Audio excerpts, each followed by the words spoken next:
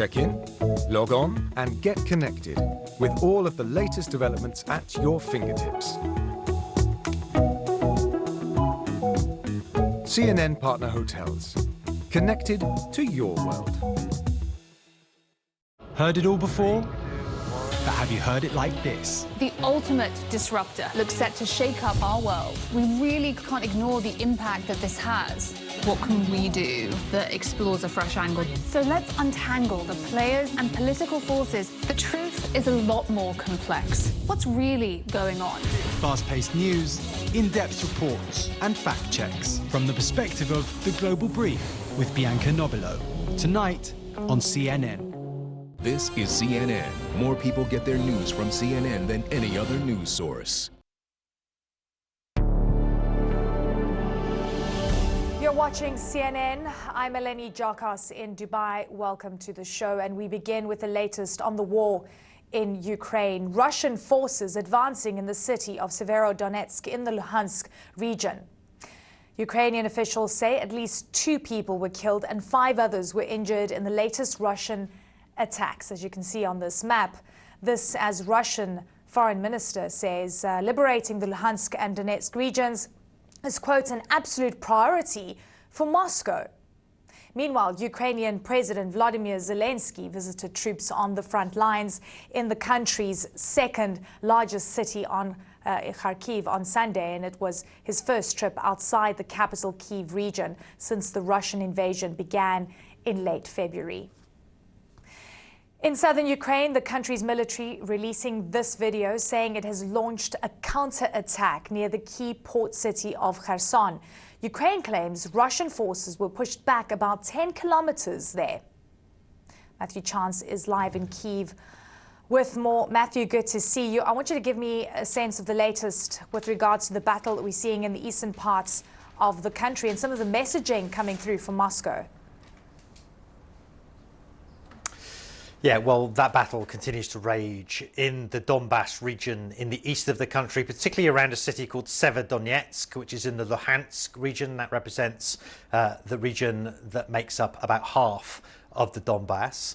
And there has been fighting around there for several days. That's continuing, but there is slow but significant progress by Russian forces to slowly take control in the face of very strong resistance, we have to say, from Ukrainian defenders of that region. But there is an advance taking place by the Russians. And of course, the Russians have said, Sergei Lavrov, the Russian foreign minister, saying this in an interview recently with French television, that taking the Donbass is a priority for Russian forces. The Russians reiterating that that is one of the aims of this conflict that they launched back in February. Meanwhile, the president of Ukraine, Volodymyr Zelensky, has made a unique visit, really. The first trip he's taken outside of Kiev since the conflict began. And he's made it to Kharkiv, which is a Ukrainian city in the east of the country, very close to where the fighting is now taking place, but a scene of ferocious battles over the course of the past couple of months. So Ukrainian forces eventually pushing back Russian troops that had come in to conquer the place. And Vladimir Zelensky, President Zelensky, talking about the destruction that had been wrought there by Russian forces, meeting the soldiers that are still there, engaged in counterattacks against Russian forces, and thanking them for the sacrifice that they continue to make. Take a listen. I would like to thank each one of you for your service. You risk your lives for all of us and our country. Thank you for defending Ukraine's independence. Stay safe. All right, so as that fighting takes place in the northeast of Ukraine and as that presidential visit ends, of course, there is more fighting taking place elsewhere in the east of the country. So as Russian forces advance in the northeast corner of Ukraine, in the southeast corner, Ukrainian officials say that their forces are launching a counter-offensive there and trying to recapture some of the territory that's been conquered by Russian troops over the course of the past couple of months. And so, it is a very dynamic front line at the moment, and it is ebbing and flowing between the Ukrainian and the Russian side. Eleni. Very fluid situation. Matthew, thank you so much for that update. Now, to an exclusive CNN report into alleged war crimes in Bucha and the images which shocked and disgusted the world. We're learning more about the investigation of the Russian brigade believed responsible. CNN's Melissa Bell is in Ukraine with the story. Russian tanks entering the village of Lipivka in late February. Now in charge here of life and of death. 6 weeks later, now back in control of the village, Ukrainian authorities begin counting the dead. I can't look, says one mother.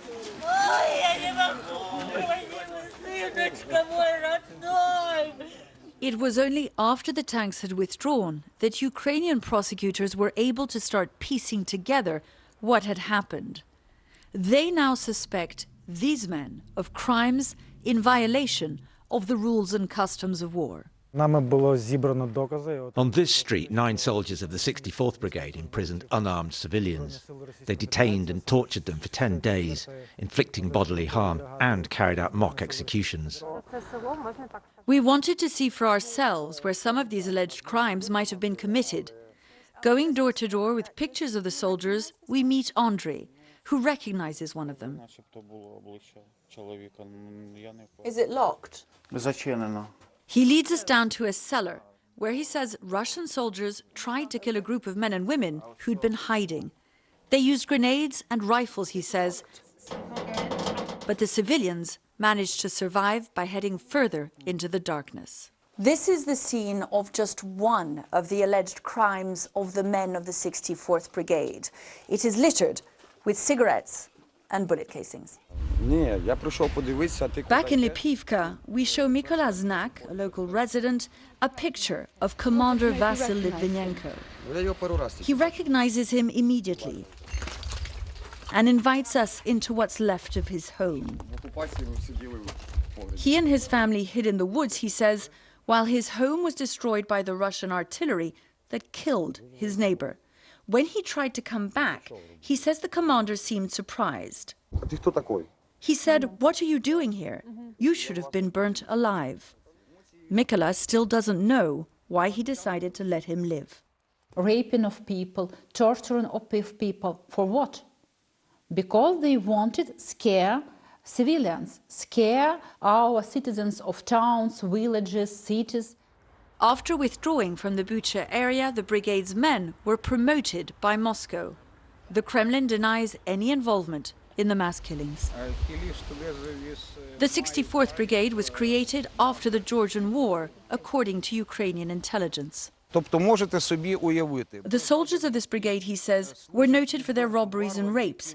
But instead of bringing order to the brigade, the Russian command armed it, he explains, with modern weapons and sent it into Ukraine. Beyond working out exactly what the Russian soldiers who occupied this area north of Kiev might have been responsible for, the big question for Ukrainian prosecutors now is where they are.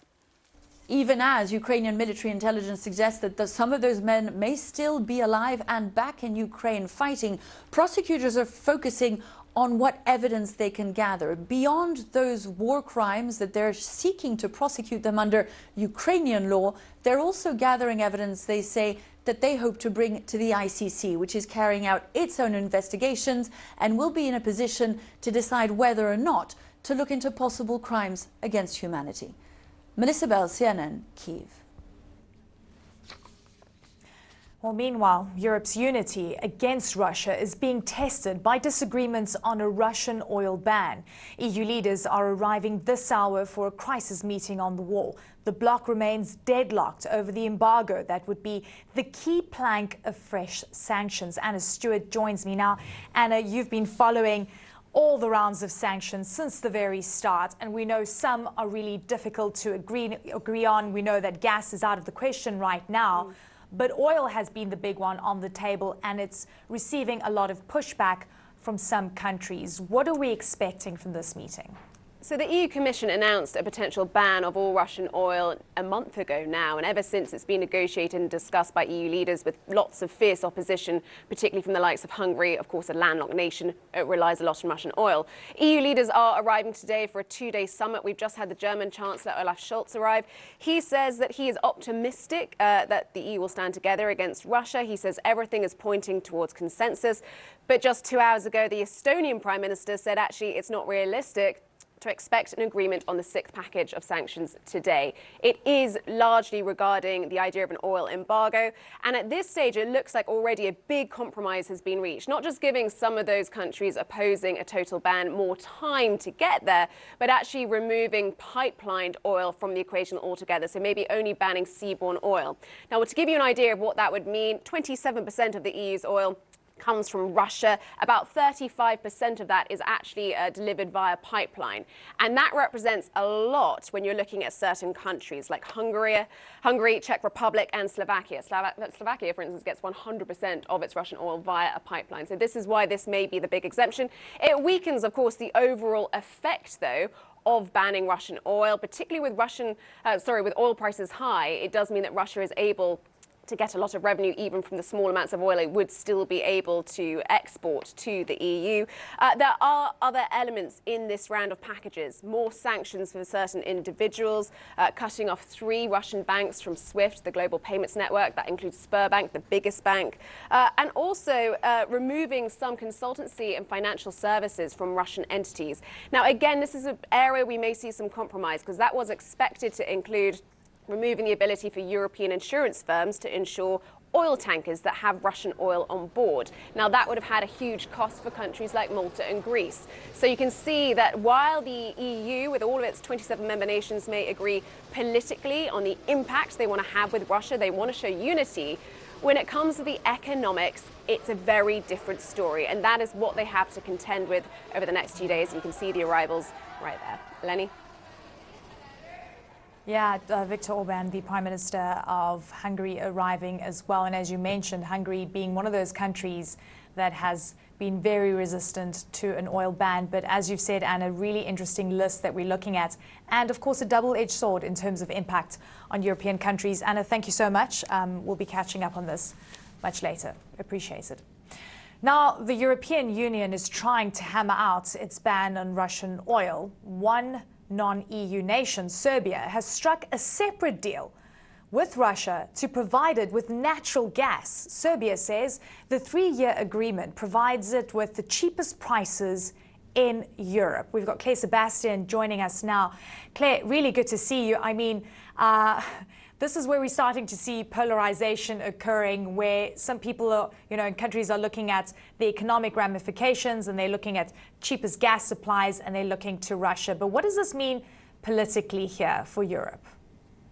Well, Serbia is not an EU country, as you say, Eleni. It is an EU candidate, though. It has been so since 2012. But during the war in Ukraine, it has maintained a neutral stance. It hasn't sort of officially come out against Russia. It hasn't imposed any sanctions on Russia. And clearly, it is sticking with that political stance. The Prime Minister of Serbia, in a conversation with President Putin last night, the Kremlin saying that it's going to ensure uninterrupted supply of gas to Serbia. The Prime Minister also saying that this is just the first part of a new gas contract, this 3-year deal. The question, of course, aside from the political neutrality in this war, why this stance? Well, Serbia and Russia, of course, have sort of historic ties, the Slavic people, the Eastern Orthodox Church.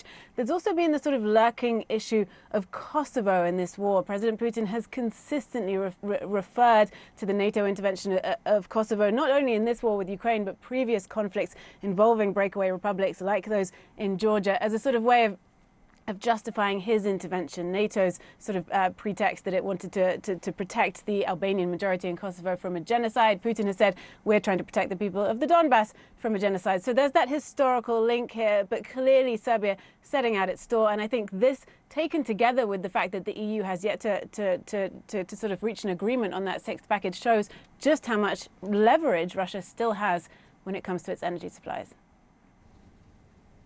Yeah, really interesting. You mentioned quite a few elements there. So it's the economic justification here, and then of course you've got politics in the middle of all of this. Serbia being a EU candidate, what have we heard in response from the Europeans? Because many countries are actually going ahead with what is on the UN sanctions list, and it's becoming more and more difficult to do any business with Russia. But of course, gas isn't on the list right this minute. Yeah, you know, we haven't had much from the European Union in terms of this new gas deal between Serbia and Russia. Frankly, the European Union is very busy with other things at the moment. But, you know, I think the politics of this are striking, especially since Serbia is an EU candidate. They continue to work towards that. It is, of course, a very long process. We see that reflected in discussions over Ukraine potentially joining the EU. As I said, they've been a candidate since 2012, but they are a landlocked country, as you say, so there are sort of economic elements in this as well. They are very reliant on Russia for their gas, and they did say, look, this will be advantageous. These will be some of the cheapest prices in Europe. That again is reflected in the discussions that we see between EU members today. The price of Russian gas and oil, in fact, is critical as well, because if some countries continue to import from Russia, they will then have an advantage over others who don't. So an extremely complicated issue, but I think Serbia is significant in the fact that you know, they are aligning themselves through this economic deal. Yeah. Exactly, speaks volumes, doesn't it? Clay Sebastian, thank you so much. Good to see you. All right, and these are the stories making headlines around the world. Victims of last week's Texas school massacre are beginning to be laid to rest. Today, the first of the funeral services for them are taking place. 10-year-old Amerijo Garza and also for 10-year-old Maite Rodriguez. Local funeral homes say it will take weeks to bury the victims. The World Health Organization says it has received reports of more than 250 confirmed monkeypox cases and 120 other suspected cases globally. Most are in Europe and in North America, and no deaths have been reported so far. The WHO calls the global public health risk level moderate. And straight ahead, as Europe works to ban Russian energy, I speak to a Greek official about making up for the shortfall. And lifting lockdown, Shanghai plans to ease some COVID restrictions for businesses on June 1st. That's after months of shutdowns. We're live in China.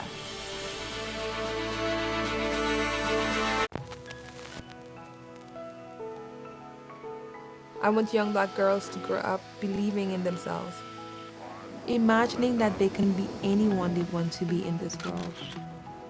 I started Marleyville Dolls because I saw a lack of diversity in the fashion doll market. Black and brown children with naturally curly hair were not very well represented in that space. I also noticed there were not that many black characters in coloring books. So I decided to have my dolls illustrated, and I've been able to start distributing with DHL almost immediately. Every doll that gets ordered off the website gets delivered through DHL services. And since my dolls have various shades of brown, I wanted to get crayons that matched the different tones of my dolls. My name is Marla Bryan, and I am a businesswoman.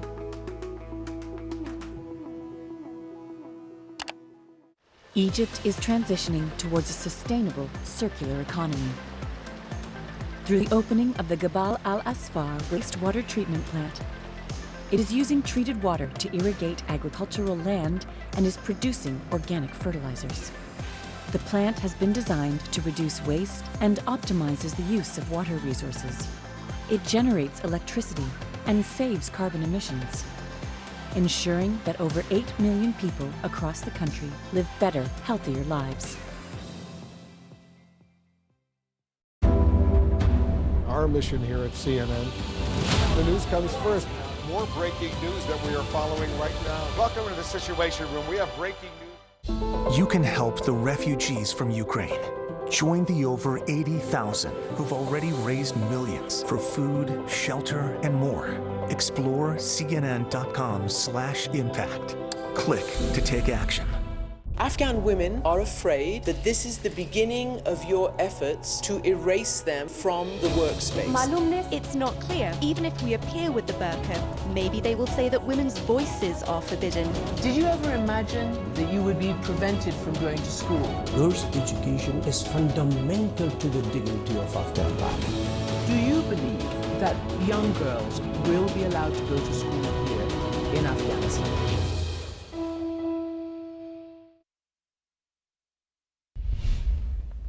Welcome back. Now, Europe's united front against Russia is starting to crumble, warns Germany. This as differences over a Russian oil ban threaten to fracture the bloc's response. EU leaders are meeting in Brussels this hour to discuss the Ukraine crisis and fresh sanctions. To unlock those, they need agreement on an oil embargo. Joining me now is Christos Dimas, Greece's Deputy Minister of Development and Investment. Deputy Minister, thank you so much. Really good to see you. Look, this is an important moment. We're talking about the 6th round of sanctions when it comes to Russia, and we're seeing disagreement on some of the sanctions on the list. Estonia says that they're not hopeful we'll see an agreement. Germany seems to be a lot more hopeful about what they'll see at this meeting, even though they're worried about a fractured, unified Greece. Europe, where does Greece stand with regards to the summit right now and signing off on all the sanctions? First of all, allow me to say that Greece has condemned Putin's war in Ukraine from day number one. At the EU summit meeting, Prime Minister Mitsotakis is working in order to see how Europe can be transformed as soon as possible into an energy independent continent, whereas Putin's goal is to divide Europe and try to break this unity on the issue. Deputy Minister, is Greece pro all of the sanctions that are currently on the table right this minute? Of course, including Greece oil, is, including, you know. Greece is in favor of the sanctions, and we are taking a lot of initiatives inside the country in order to see how we can be less dependent in Russian oil. So we are creating floating storages and regasification units. We are also fully developing a new pipeline connecting Greece and Bulgaria, supplying it with gas from Azerbaijan. We are fast-tracking infrastructure for renewable sources of energy, which have been a priority for this government. But we are also undertaking important developments for creating electricity, undersea electricity cables to import electricity from Israel. So we are making a very big effort in order to be less dependent on Russian gas and oil. Yeah, absolutely. Look, we know that the Germans, specifically the economy minister, said and fears that EU unity was starting to crumble. Does your government share the same anxieties? Yes, of course it does, because we have a lot of concern from many European Union leaders about the sanctions. But we are all very hopeful that today's EU summit meeting will help all of the EU member states understand that peace, stability, and security, and standing up on our values are extremely crucial. It is a priority for all of the world. So we are hopeful that today's EU summit meeting will have a very good final result. How concerned are you, Deputy Minister, that Serbia has just signed a 3-year gas deal with Russia? Of course, we are concerned because we want to have a common stance, not only within the European Union, but in the European continent. So we would like to have support from all of the member countries, not only of the Union, but of the European continent. This is an international issue. It is of paramount importance for everybody. And all of the countries should agree that the invasion in Ukraine is something that they should condemn, not only in words, but in action. You are currently in New York, and we know that you know Greece and a lot of Greek delegates have been on a roadshow, so to speak. This follows Prime Minister Mitsotakis' visit and address to Congress. What is your message in the US, and what are you trying to achieve? I'm currently at New York attending the New York Mediterranean Business Summit of The Economist. Our message is that Greece is a pillar of stability in Southeastern Europe and the Balkans. But at the same time, apart from being a global touristic destination, we are open for business. There are important business opportunities in Greece. We have had one of the largest growth rates in the European Union. We have significantly decreased unemployment.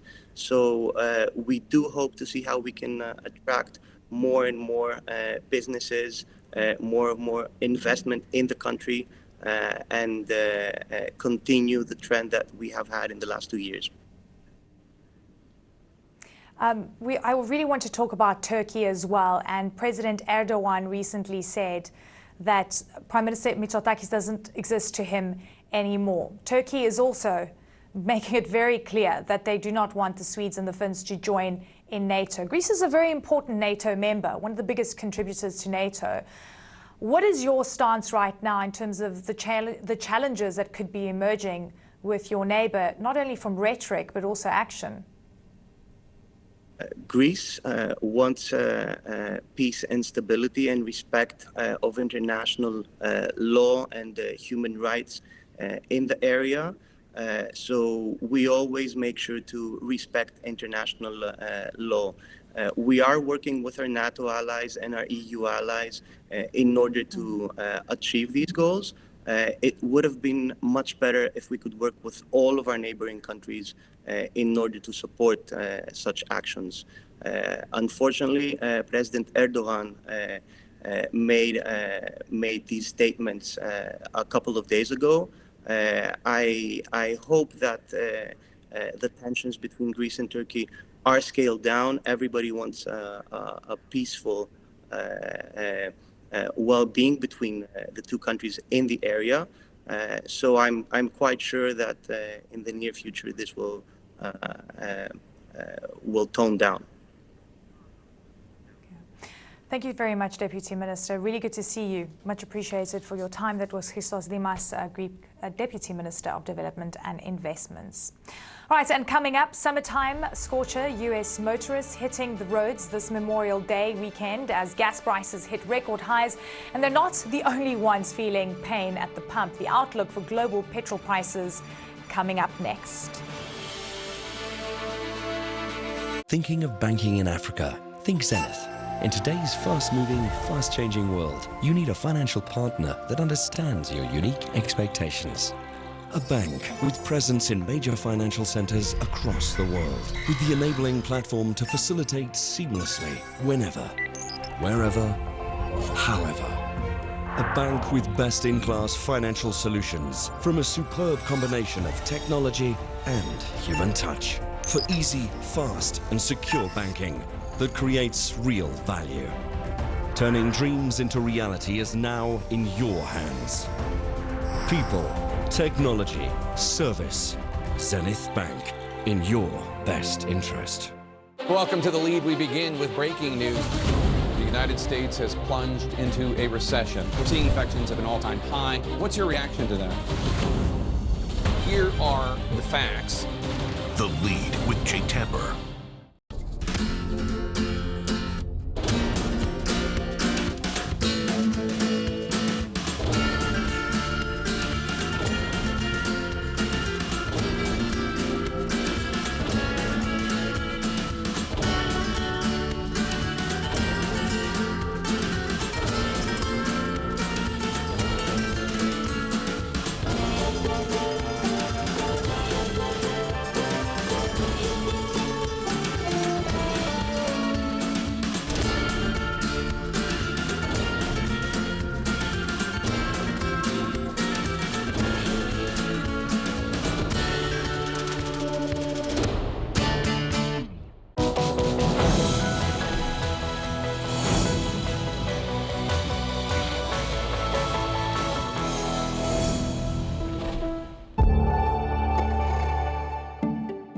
Stretch is a mobile case-picking robot. It can move around the warehouse. It has a vision integrated with it, but it also has a manipulator. And so in terms of the jobs it's doing, it's the first manipulation robot that's mobile for the warehouse. We see the future being adding mobility to more and more dexterous manipulation. So right now we can manipulate a box, and that's still a fairly basic manipulation test. But if we build better end effectors or better hands, we might be able to start picking up more complicated parts, maybe playing a role, moving parts around a manufacturing facility instead of just a warehouse, or operating and doing repair work in a dangerous environment where a person can't go. Maybe you really need dexterous manipulation to figure out why a piece of equipment is failing, and it's clear across the country. And you don't have to go because a robot can be there. I'm Isa Suarez in London, and this is CNN. Welcome back. Now, US stock markets are closed for Memorial Day, and they will be back up and running on Tuesday. German and French stocks have begun the trading week firmly in the green, a continuation of more positive mood that we've seen for global equities in the past week. Asia finished Monday's session with gains as well. Shares in Japan and Hong Kong jumped more than 2%. Oil is higher as well. Both Brent and US crude are up about 0.5%. There's no stopping Brent crude. Look at that, $116 a barrel. We're sitting at multi-year highs as the European Union discusses a sweeping oil ban against Russia. The rising price of gasoline not far from the minds of US motorists this Memorial Day. The unofficial start of the summer driving season, the price at the pump is now at record highs in the States, and no relief is in sight for motorists in other parts of the globe as well. Rahel Solomon joins me now. Record highs. I mean, this is a shocking scenario. We've seen petroleum reserves released to try and alleviate some of the pressure, clearly not having an impact right now. Could you give me an idea of what it's like just this minute to fill up your tank and how different it was, say, the beginning of the year to what we're seeing today? Well, Eleni, good to be with you. The difference is if you didn't notice the cost at the pump before, you absolutely are noticing it now. It's hard not to notice. Prices right now across the country, an average of $4.61 a gallon. In every state in the U.S., Eleni, prices are at least $4 a gallon. That is the first time that has ever happened. And so we want to, add a caveat. Of course, this is not what some of our European neighbors are experiencing, much lower when you think about per gallon costs. But when you think about the fact that top line inflation is much higher here in the U.S., so you couple these gas prices with rising prices for food, rising prices for accommodations or shelter in terms of where you live, rising prices for essentially everything, you start to understand the sort of squeeze and the pressure that Americans are finding themselves in. And then you start to understand why there is so much pressure on U.S. President Joe Biden to do something about it. And so, Eleni, yes, you mentioned that he has already tapped strategic petroleum reserves, didn't make much of a significant impact. In terms of what else goes into the price of the pump, I want to bring up that graphic we just had for you, just to give you a sense of sort of exactly what goes into the price that you see at the petrol pump. So you see taxes at the top of that graphic. And there have been calls for a federal gas tax holiday, not a ton of support for that. So we may see some of that happen at the state level. Refining, 17% of the costs we see. There have been calls for increased refining capacity, but experts that I talk to say that would take time. That's not something that would help in the short term. And then, of course, the bulk 60% crude oil, and so much of that dependent on supply and demand. And Eleni, there have also been calls to increase domestic production, unlikely to create much of an impact in the short term either. A Dallas Fed report recently saying that even under the most optimistic view, increasing domestic production would be a proverbial drop in the bucket. So not a lot of great options on the table for U.S. President Joe Biden in terms of the outlook. Every single expert I spoke to for this story, when I asked, look, what are your predictions for the short term, for the next 6 months? They're not optimistic because, of course, you have the war in Ukraine that appears to be, unfortunately, dragging on. And you don't seem to have a ton of support from OPEC in terms of increasing production. OPEC having said in the past that they feel like prices are in balance, although over here in the U.S., they're feeling quite tight, Eleni. So it doesn't look like there's much on the horizon to ease some of that pressure at the pump. There's something amiss with regards to the price and the supply-demand scenario that we're hearing from OPEC and various countries, and I wonder how this is going to play out, but really great analysis. Thank you so much, Rahel. Good to see you. Now, authorities in Beijing are saying that they going to be lifting some of those COVID restrictions, even though COVID has surged after a single case was detected outside quarantine centres. Now, some 2 million people in that part of the city will be required to work from home, and it comes a day after Beijing allowed some public venues to partially reopen. Shanghai, meantime, also plans to ease restrictions on businesses later this week. We've got Selena Wang with us in Beijing for more. Selena, you've been going through so much since you arrived in China. I want you to give me a sense of what you're seeing right now in Beijing, and also just the differences in response, I guess, by government, right? Because the restrictions have been absolutely aggressive. It has been halting economic growth. It's been stopping people's lives. And, you know, the zero COVID policy, I guess, still stands.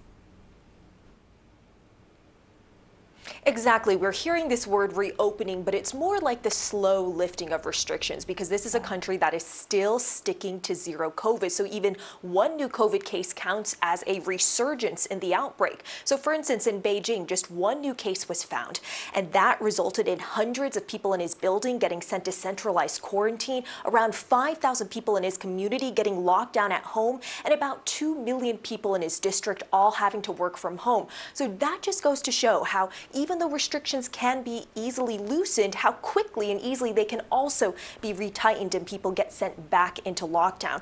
But cases across China nationwide, they have come down significantly to just over 100 on Sunday. That's down from more than 800 last week. In Beijing, they're reporting just more than a dozen cases on Monday. So we have started to see these public venues like parks and malls partially reopen with limited capacity, and all people who go and visit, they have to show a recent PCR test taken in the last 48 hours. So people, they are starting to come back out, but again, this is cautious because our lives are still very much restricted. I'm regularly standing in line waiting to get a COVID test so I can have a green QR code that allows me to enter these venues, and I have to scan that code everywhere I go. So essentially, we are all tracked everywhere we go. So if there is an outbreak, authorities, they can very easily backtrack, figure out where that case. All right. Just in, President Biden talked about Ukraine and gun control in the United States as he returned to the White House from Delaware a short time ago. Let's take a listen.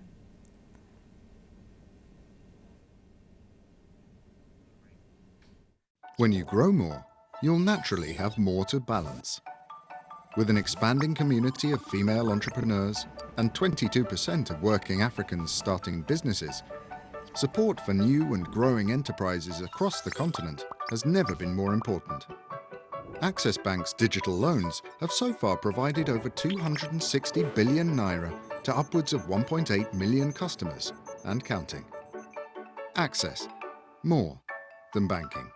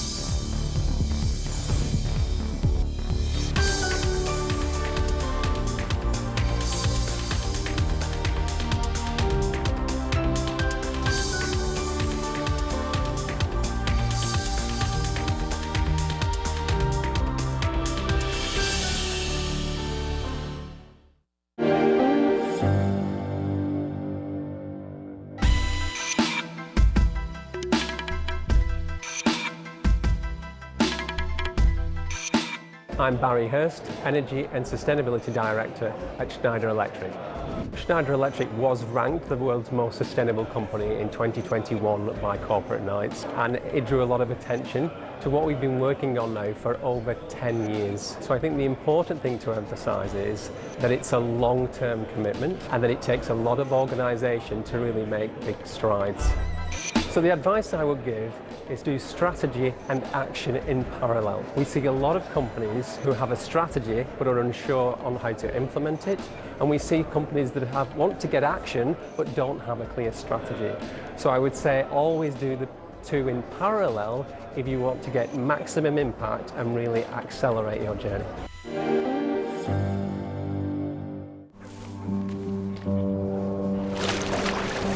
They've been coming across sniper fire, gunfire. You can see how intense it is. We have to wrap it up right now. They feel like they won't be able to outrun the war. They thought the whole border was open. These doctors have nerves of steel. You can't help but be struck by how interconnected our world is. Arwa Damon, CNN. At CNN, we see the devastation caused by natural disasters, famine, and war. We also see how the generosity of others can change lives. You and CNN's Impact Your World can help. Reputable charities that are checked out by CNN. See the difference it makes when you give time, share stories, or donate. By just clicking the button, be a part of the solution. Impact Your World.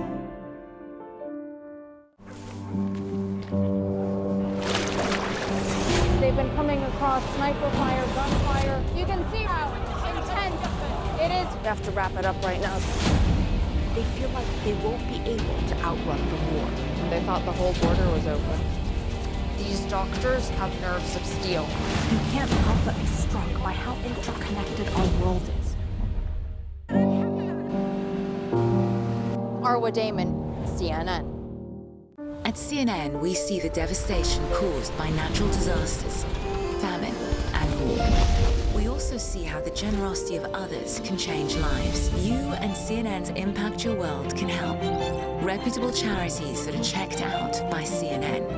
See the difference it makes when you give time, share stories, or donate. By just clicking the button, be a part of the solution. Impact Your World.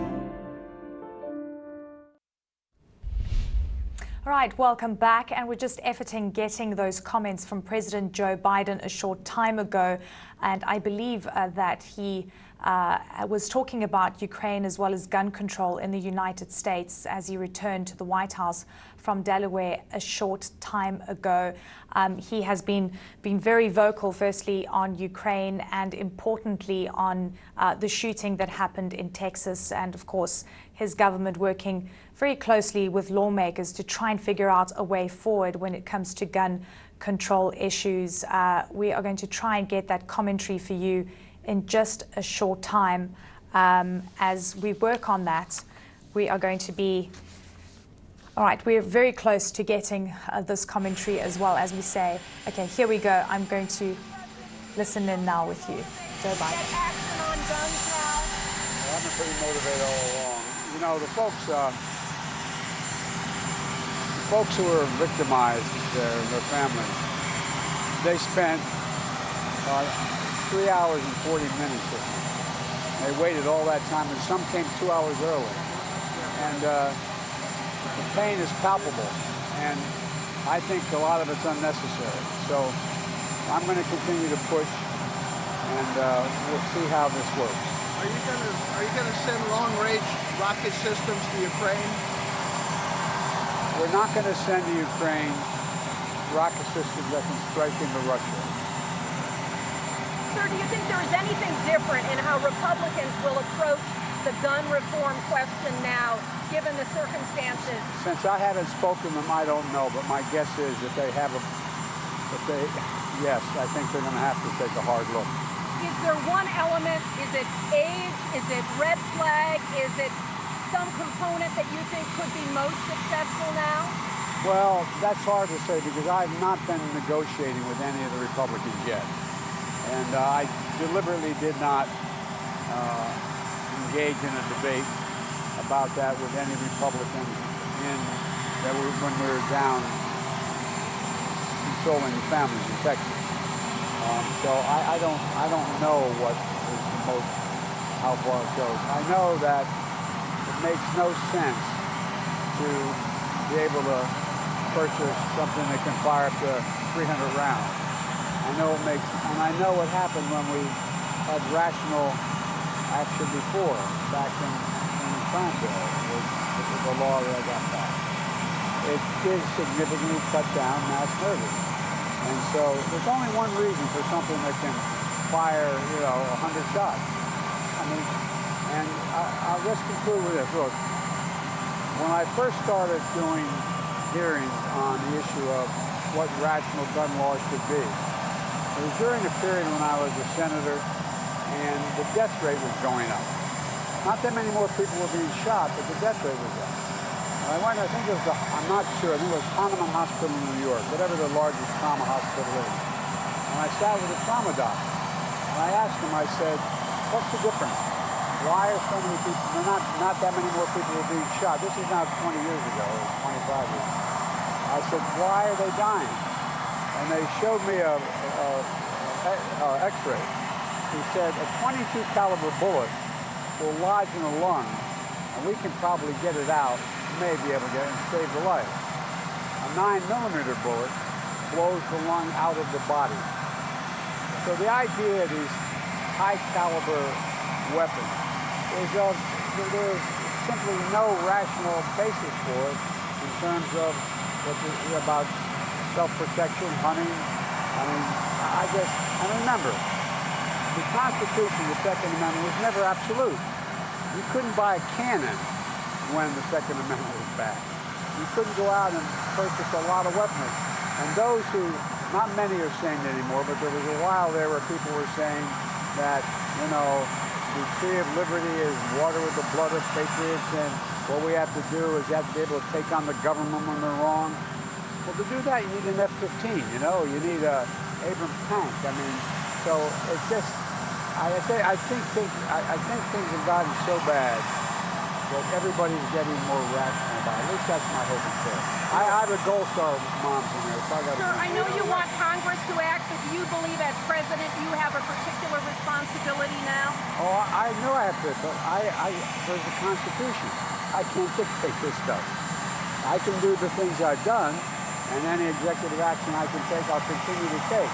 But I can't outlaw a weapon. I can't, change the background check. I can't do that. And my whole career I've been doing it. Persuasion, yeah. But there's been a few things happening. I know you noticed it. You've had to travel. McConnell has directed Senator Cornyn to search for a compromise. You really think there's something there, or are they just making noise? I don't know, but I think there's a realization on the part of rational Republicans, and I consider McConnell a rational Republican, and Cornyn is as well. I think there's a recognition on their part that we can't continue like this. We can't do this. I've got to go in. I got the Gold Star up there. All right, President Joe Biden there talking extensively about gun control and also mentioning Ukraine and Russia. He spoke about where he stands on gun control. He says that he hasn't been negotiating with Republicans just yet. He doesn't know where they stand, and it's his guess that among rational Republicans at this point in time, there must be some kind of realization that there needs to be movement on this as well.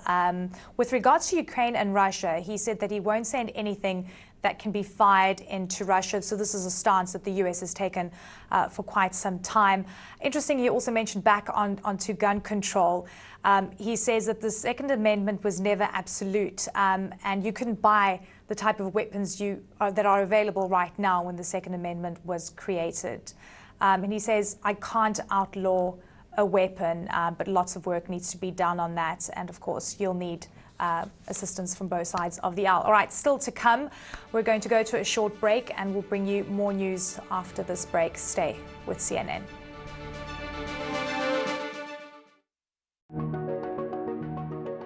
African Voices Changemakers, in association with Glow Unlimited.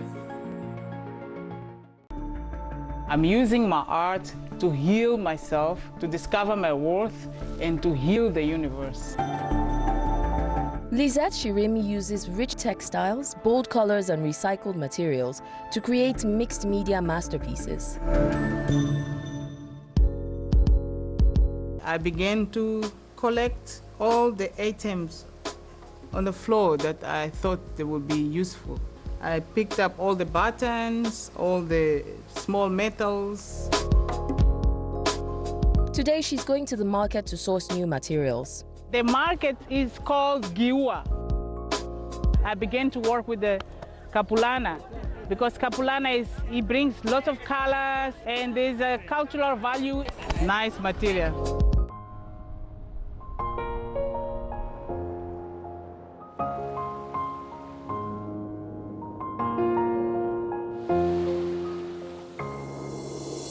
We share this place, we all belong.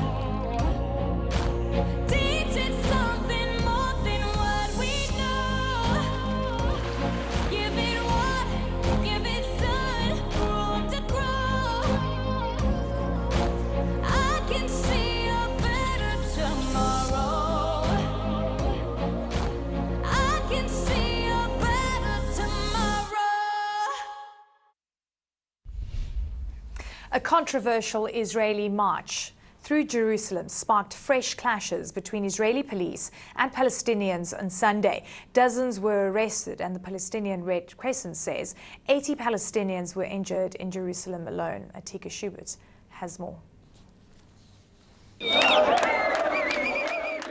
Jerusalem Day is a day that shows just how bitterly contested the city is. For Israelis, particularly Jewish nationalists, it has become a day to mark Israel's capturing of all the city, including East Jerusalem, in the 1967 war, and the holiest site in Judaism, the Western Wall. Thousands upon thousands converge on Jerusalem's Old City, marching through with Israeli flags. Some chant, "Death to Arabs." This is one extreme among the marchers. Others here say the day should be a celebration, not a provocation. Most of the people want to live in peace, and as you can see, we live in peace. I didn't come to provoke someone. You understand I didn't come for it. I'm not making problem. I'm not shouting, die to the Arabs. You saw the guy that wanted the Arabs to be dead. I told him not, because I don't want them to be dead. I want them to be my neighbors. But you know, I don't want them to kill me at the same time. But for Palestinians, this is a day of provocation when the Israeli flag march goes through one of the most disputed areas of East Jerusalem, and it's almost inevitable that tensions will boil over. Thousands of police are deployed, but scuffles still break out in the narrow cobblestone streets. Police fire pepper spray and swing batons. Palestinian residents say they feel angry, frustrated, and exhausted. We cannot live, no peace at home, no peace in the shop, no peace in the street, no peace anywhere. Now a settler could come hit me, he will go and arrest me. Where is justice? In a sea of flags, there is one that cannot be flown. The Palestinian flag. Israeli police quickly tackled the elderly man who dared to unfurl it.